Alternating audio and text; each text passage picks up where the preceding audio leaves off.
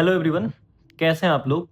देखिए, जब कोई इंसान एग्ज़ाम की प्रिपरेशन करना शुरू करता है, ख़ास करके गवर्नमेंट एग्ज़ाम की, तो उसके दिमाग में एक दिन बहुत जल्दी चलता है, जब वो तैयारी शुरू करना शुरू भी नहीं किया होता, पर उससे पहले ही वो इमेजिन कर लेता है कि जब उसका सिलेक्शन होगा, जब वो उस एग्ज़ाम की मतलब पोस्ट की जॉइनिंग करने जाएगा या डॉक्यूमेंट वेरिफ़िकेशन, मेडिकल इस प्रोसेस पर पहुँचेगा, तो उसकी क्या फीलिंग्स होंगी।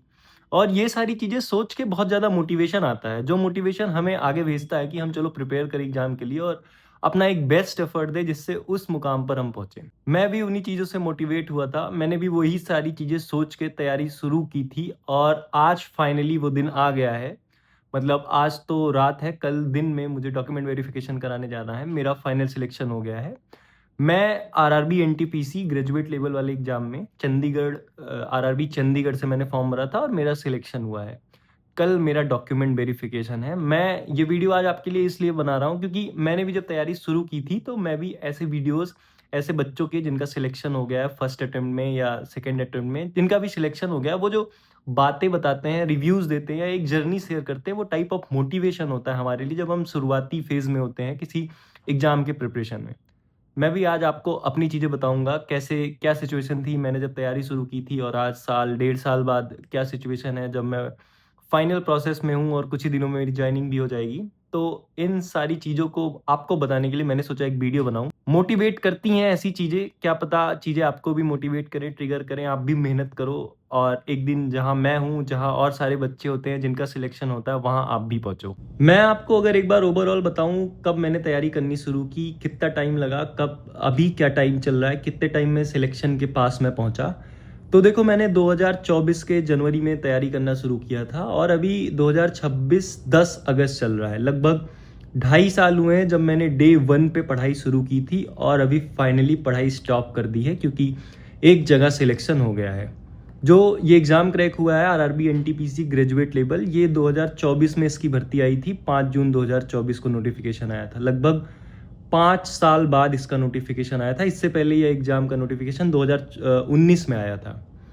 मैंने इस एग्ज़ाम का फॉर्म भरा था और इसका सीबीटी 1 जिसको आप प्री बोलेंगे जून 2025 में हुआ, सीबीटी 2 अक्टूबर 2025 में हुआ, फिर इसकी टाइपिंग हुई एक बार दिसंबर 2025 में ही जो कैंसिल हुई, मतलब दोबारा से टाइपिंग करानी पड़ी कुछ बच्चों की, जो कि फरवरी 2026 में हुआ।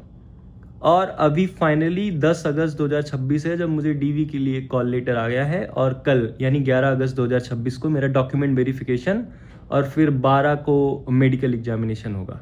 देखो जब हम तैयारी करना शुरू करते हैं तो बहुत ज़्यादा एक्साइटमेंट होती है मन में, बहुत मन करता है कि वो फाइनल डे कब आएगा जब चीज़ें सॉर्ट हो जाएंगी। हम पढ़ाई करना शुरू भी नहीं किए होते, ये सारी एक्साइटमेंट होती है पूरी जर्नी के दौरान। मैं तो जब पढ़ता था तो मुझे दिन में एक बार ये थॉट ज़रूर आ जाता था कब चीज़ें सॉर्ट हो जाएंगी, मतलब जो पढ़ रहा हूँ ऐसी लाइफ स्टाइल, पढ़ाई स्टूडेंट की आप समझते ही हो, दिन भर पढ़ते रहो, दिमाग में सिर्फ पढ़ाई पढ़ाई, कहीं फंक्शन कहीं किसी काम में भी गए हो तो, लेकिन अगर आप एक ट्रू स्टूडेंट हो तो आपके दिमाग में पढ़ाई ही चलती है वो। तो मैं भी सोचता था कि जल्दी से एफर्ट्स दूँ, चीज़ों को सॉर्ट करूँ और इस चीज़ से बाहर निकल जाऊँ, मतलब एक जॉब ले लूँ अच्छी खासी, फ्यूचर सिक्योर हो जाए, थोड़ा पैसे वैसे आने लगे और चीज़ों से बाहर निकल जाऊँ। यही सारी चीज़ें बहुत मोटिवेट करती थी। टाइम टाइम पे जैसे पढ़ाई करना, वीडियोस देखना, जो सिलेक्ट हो गए हैं उन्होंने क्या स्ट्रेटजी अपनाई थी उसमें थोड़ा सा देखना, जो अपने काम की स्ट्रेटजी नहीं, ऐसा नहीं ब्लाइंड फोल्डेड उनको फॉलो करना। वो बोल रहे हैं सुबह 5 बजे उठ के पढ़ता था तो आप सुबह 5 बजे उठ के पढ़ने लगो, भले ही आप रात में 2 बजे 3 बजे तक पढ़ने में कंफर्टेबल हो। जब जो चीज़ें आपके लिए काम करे वो करो, बाकी देखो सबको, नॉलेज सबसे लो, चीज़ें तरीके क्या लोगों ने फॉलो किए सबका देखो।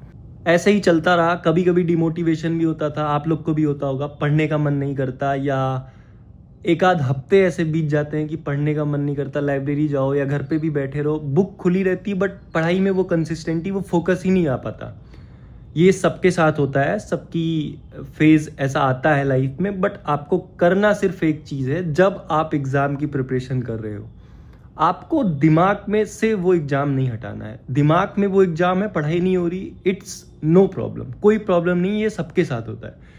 आपकी पढ़ाई नहीं हो रही पर दिमाग में एग्ज़ाम भी नहीं है, ये बहुत बड़ी प्रॉब्लम है। दिमाग में एग्ज़ाम ज़रूर होना चाहिए, दिमाग में आपके टारगेट ज़रूर होना चाहिए कि कब मुझे चीज़ों को ख़त्म करना है, जल्दी से जल्दी इन चीज़ों से बाहर निकलना है। ज़रूरी नहीं आप दिन के 10 घंटे पढ़ो, ज़रूरी ये है कि आप रोज़ पढ़ो, ज़रूरी ये है कि आप थोड़े थोड़े एफर्ट्स रोज़ दो, ज़रूरी ये है आपकी कंसिस्टेंसी मत ब्रेक होने दो।